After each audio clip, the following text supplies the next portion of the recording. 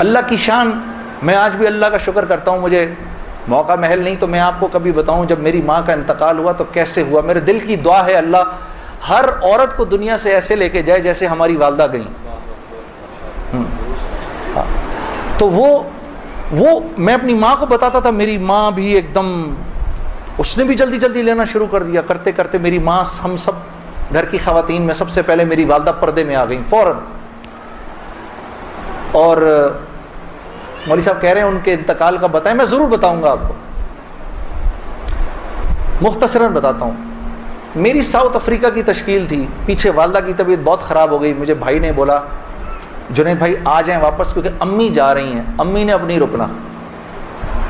तो मैंने साथियों से कहा, उन्होंने कहा यार चले जाओ, क्या फ़र्क पड़ता है, ये फिर याद करोगे सारी ज़िंदगी। अब मैं सोचता रहा, अब मैंने अम्मी को फ़ोन किया, मैंने कहा अम्मा आ जाऊँ? कहा नहीं, हरगिज़ नहीं आना। तो मैंने कहा क्यों?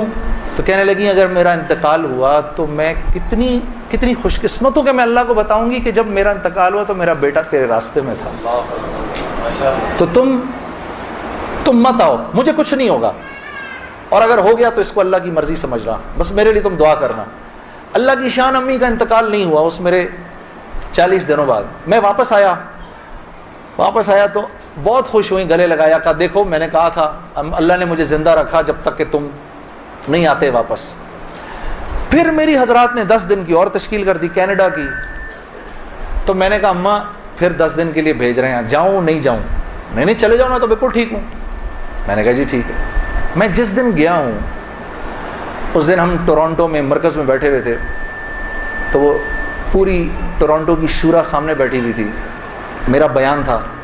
बयान के दौरान ऐसे मोबाइल पड़ा होता है, मैंने रखा हुआ था कि बहन को बोला हुआ था कि अगर अम्मा को कुछ हो मुझे फ़ौरन बता देना। मेरा मोबाइल बंद हो गया, मैं समझा ख़राब हो गया, अब वो चले ही ना किसी तरह से। खैर मैंने उसको छोड़े रखा, मैं बात करता रहा, इसको ना छेड़े पर छोड़ दें इसको। तो मैंने उस वक़्त जब मैं इशा की नमाज पे खड़ा हुआ तो पीछे से साथियों ने आके बताया कि वालदा का इंतकाल हो गया। मैंने बहन को फ़ोन किया, क्या हुआ? कहती है कि अभी फजर की हमने नमाज़ें पढ़ी हैं और फजर से थोड़ा सा पहले इंतकाल हुआ है, और 2-2:30 बजे उस अम्मी ने बुलाया मेरी बीवी को, और मेरी बीवी को बुला के बोला कि बेटा देखो मैंने तो सारी ज़िंदगी तुम्हें बेटी की तरह रखा, लेकिन मैं सास हूँ, कमी बेशी हो सकती है, तो अगर कुछ ऐसी हुई हो तो मुझे माफ़ कर देना। तो मेरी वाइफ ने कहा अम्मी आप कैसी बातें कर रही हैं, मुझे तो कभी ख्याल भी नहीं आया इस बात का। हाँ, आपने मुझे इससे कम समझा ही नहीं। फिर मेरी बहन से कहा कि तुम बेटा मुझे लगता है मैं आज चली जाऊंगी, मुझे सूरह यासीन सुनाओ। तो मेरी बहन ने उनको सूरह यासीन सुनाई। तो मेरी बहन कहती है कि आंखें बंद करके लेट गई और मुझसे कहा कि अब सूरह रहमान सुनाओ। तो सूरह रहमान पढ़ते पढ़ते मेरी अम्मी ने आंखें खोली, और आंखें खोल के मेरी बहन से कहा कि मुनीसा ये देखो ये किस कदर एक हसीन औरत तुम्हारे साथ खड़ी हुई है, ज़रा अपने इस तरफ देखो, कितनी हसीन औरत खड़ी है तुम्हारे साथ, बेटा ये मुझे लेने आई है। तो मेरी बहन कहती है कि अम्मा यहाँ तो कोई नहीं खड़ा। नहीं, इसके पीछे देखो, इसके पीछे भी कुछ लोग खड़े हैं।